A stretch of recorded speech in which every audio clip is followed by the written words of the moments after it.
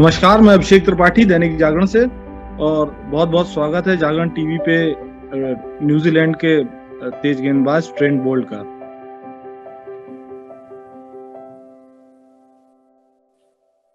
Hello Trent. Hello, how are you? Hi. तो my first question to you, how about you think recent tour of India, how found, what's found? I think very difficult series. I was only involved in the T20 series, of course, but yeah, we suffered three defeats. I thought it was well, India is always a very hard place to come and play cricket.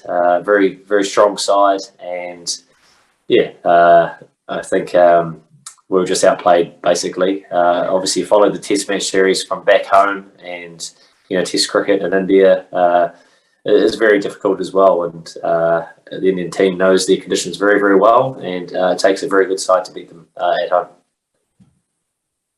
You are the world test champion, but don't play longer test series at home than other big teams. There is more focus in the two test series.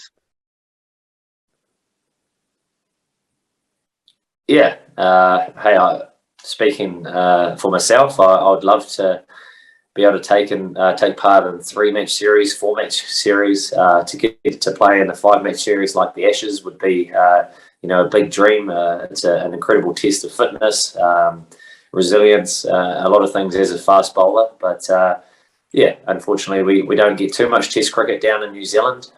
It's definitely it's the format that I love the most. Speaking on behalf of the guys, there's a lot of passion there to go a very long way with the Red Bull, and yeah, I thought we were rewarded nicely for some hard work that we've put in over the last couple of years with getting to win the inaugural World Test Championship final. New Zealand cricket has no broadcaster since the Indian New Zealand series. Now you are got Amazon to webcast. How will this benefit your cricket? I think any opportunity to broadcast our games back in New Zealand and across the world back to a bigger audience is always a positive thing. And it's New Zealand's a very small country as it is. A lot of rugby passionate fans. Cricket would not be the biggest game definitely in New Zealand, but in the subcontinent, in Asia itself, it's very widely followed. So it's exciting to, I suppose, give people the opportunity to watch us from overseas. It's going to be great. 2019 World Cup final, WTC title, T20 World Cup final. How do you watch this performance? How would you define a good performance in each format?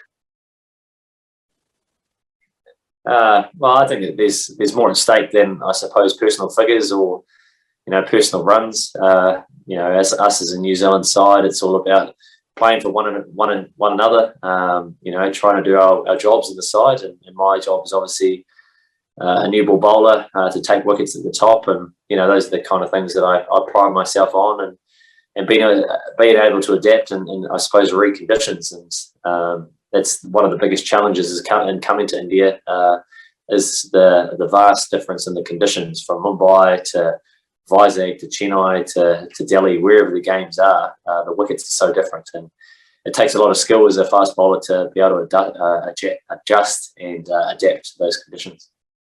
You have not played under Rohit Sharma captaincy. Now he is the captain of the Indian ODI and T20 team. What are the merits? He's a very experienced player. Obviously, a huge player on the global stage and on the Indian stage. So, yeah, it's going to be interesting and exciting to see how he captains the Indian side moving forward. I really enjoyed my time at Mumbai and experiencing not only his captaincy, but watching the way he trains and goes out there and deposits the ball over the boundaries. He's definitely a phenomenal player. So I'm sure he's going to steer India in a very successful direction. What is the difference between the captaincy of Virat Kohli and Rohit Sharma? If you elaborate. I'm not 100% sure because I haven't played under Virat's captaincy before, but from the outside looking in, I think both very passionate players. wear their heart on their sleeve, and they're very passionate about doing well for India and for their teammates. So like I mentioned, I think Rohit has got a very successful captaincy stint ahead of him, and it's going to be exciting to watch. India has not won any ICC trophy since 2013. Do you think Rohit will be as successful in world cricket as in IPL?